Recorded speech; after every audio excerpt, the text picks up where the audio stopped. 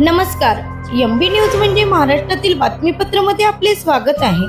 आमच्या चॅनलला नवीन असाल तर सबस्क्राइब करायला विसरू नका। तर बघूया आजची विशेष बातमी। तिवसा तालुक्यातील तळेगाव ठाकूर मध्ये रामनवमी महोत्सव पार पडला असून या महोत्सवामध्ये शिवमहापुराण कथेचे आयोजन केले होते। हा महोत्सव दिनांक 10 एप्रिल 2024 ते 17 एप्रिल 2024 या कालावधीमध्ये घेण्यात आला। या महोत्सवामध्ये दैनंदिन कार्यक्रमामध्ये प्रार्थना, शिवमहापुराण कथा, कीर्तन घेण्यात आले। अंतिम दिवशी सकाळी श्रीच्या पालखीची मिरवणूक काढण्यात आली। या मिरवणुकीमध्ये गावातील व बाहेर गावातील दिंडीने सहभाग घेतला होता। नंतर राम जन्म सोहळा पार पडला। या सोहळ्यामध्ये विशेष आकर्षण लहान मुलांचे कीर्तन, नंतर महाप्रसाद पार पडला। या सोहळ्यामध्ये हजारोच्या संख्येने रामभक्तांनी आस्वाद घेतला। ब्युरो रिपोर्ट, एमबी न्यूज, महाराष्ट्रातील बातमीपत्राचे तिवसा येथून आमचे प्रतिनिधी सुनील गुरमाळ। बोलून आपलं काम करून घेणार राहते ते लोक म्हणजे मिरचे म्हणजे जे लोक तिखट बोलते पण तुमच्या हिताचंच बोलते। जसं एखादी वेळ पूर्व गाडीला ऍक्सिडेंट झाला तर बाप म्हणते मेला काऊन नाही म्हणते, तिथं म्हणते बाप, पण माय काय म्हणते, नाही जे जाऊ द्या ना। म्हणजे माय म्हणजे दूध आहे आणि बाप म्हणजे मिरची आहे। जरी तिखट बोलते पण त्याचा आहे सांगण्याचा उद्देश एकच आहे।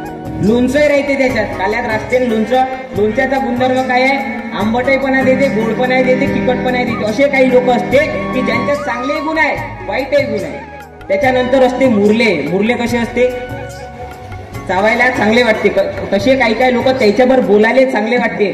जरी ते वाईट असन, अंदरून किडेल असन, पण त्याच्यावर बोलायला चांगलं वाटते।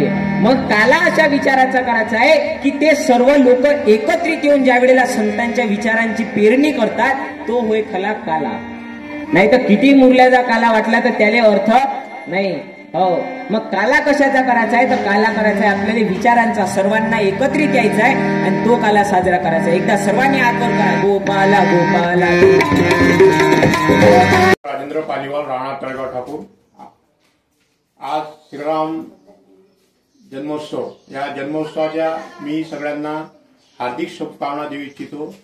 आज आमच्या गावामध्ये पुरातन मंदिर आहे, हे कमीत कमी 200 वर्ष 300 वर्षाच्या पूर्वीचं।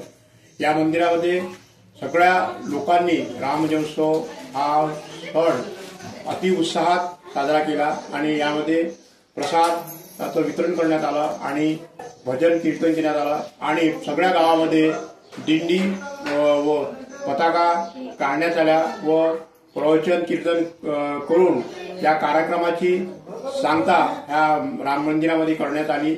आणि या अति उत्साह याचा होता की अयोध्येमध्ये जे राम मंदिर 500 वर्षानंतर बनलं, त्याच्यामुळे आजच्या या राम जन्मोत्सवामध्ये त्याचा उत्साह लोकांमध्ये द्विगुणित दिसून आला आणि त्याचा ते मंदिर झाल्यामुळं लोक अति उत्साहित होऊन रामाचा जन्मोत्सव हा फार चांगल्या प्रमाणात लोकांनी मनवला। त्याबद्दल मी लोकांना शुभकामना देऊ इच्छितो। जय श्रीराम।